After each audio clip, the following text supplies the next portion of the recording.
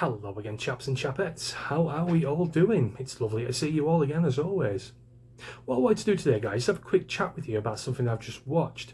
I've just watched an interview conducted by the bad man, Tommy Robinson, who's been interviewing Katie Hopkins. She's been going through her life story with him, telling her what shit show she's been put through and the meat grinder and everything else. And to be quite honest with you guys, it's been pure hell on earth. I don't know how she has managed to pull herself through such a shower of shit. Now I know all about Tommy Robinson's life. I know what's been happening to him, what's been happened to him, and all the rest of it. I've seen all his documentaries. I've watched various interviews with the man through Hope Not Hate, doxing him, young Muslim men coming to his house, smashing his windows, threatening to kill him, threatening to kill his wife, threatening to kill his kids, being banged up, being made bankrupt, going on the run all the time, having to move house, all through certain people, shall we say. We're not just talking about scrots online, we're not talking about shithouses on Twitter or Facebook, we're talking high-end shit here. I mean, being banged up, for example, just to shut him up. But as I say, Katie Hopkins has been through the ringer just as much, if not on par with Tommy, maybe a little bit more. It all started during the days on The Apprentice on the BBC. I don't know if you ever saw Katie Hopkins on there. Very hard to find now.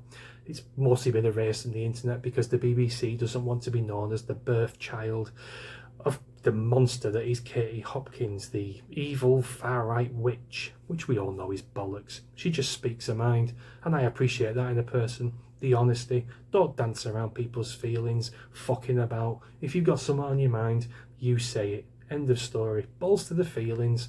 I appreciate the honesty. So yeah, it all started off from there.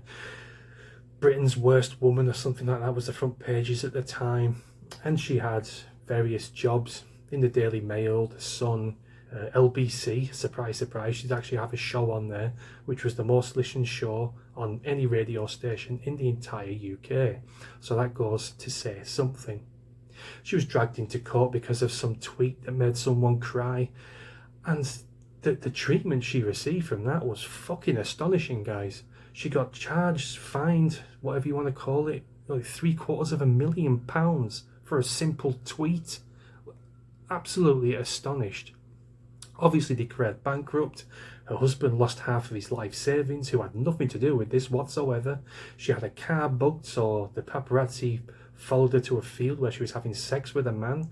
Fair enough, that man was married at the time, but it's now her now husband, so, you know, it all evens out in the end. Put on the front page of the People. Remember the old newspaper? Boom, again, right in the papers. Everyone nationwide think he's some sort of evil bigamist, you know, that sort of a thing. She's lost a house, all after having brain surgery, that is, to cure some sort of like epilepsy thing that she had. Came out, lost a house, homeless. She now has to live a life now, disconnected from her children, disconnected from her husband. She's not registered at the house where her kids live. She's not registered at the house where her husband lives. She has to live basically as a nomad, as some sort of hermit, all because of the press and the hierarchy, the higher ups. Like I say, not some little shits online, not some little bastard on Twitter. We're talking high-end people here. Want her gone, want her crushed. She said she even contemplated suicide in the early days because she couldn't handle it. She couldn't handle the fact that her kids were in the target line, right in the middle of the bullseye. It was heart-wrenching, guys, it really is. I don't mean to drone on. I don't know if it's going to be entertaining to you, if you want something that you want to know about, but I just wanted to talk to you about it. She has been through this shit show, guys, and I feel for her. I love Katie Hopkins. Like I say, I love her honesty. I love her sense of humour. I think she's really outspoken.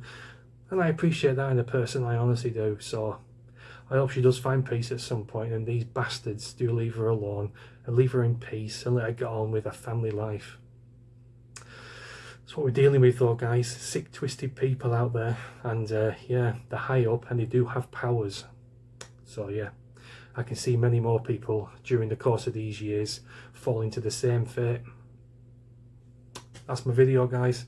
Thanks a lot for watching. Let me know if it's interested you at all, and yeah, I'll see you later. Cheers.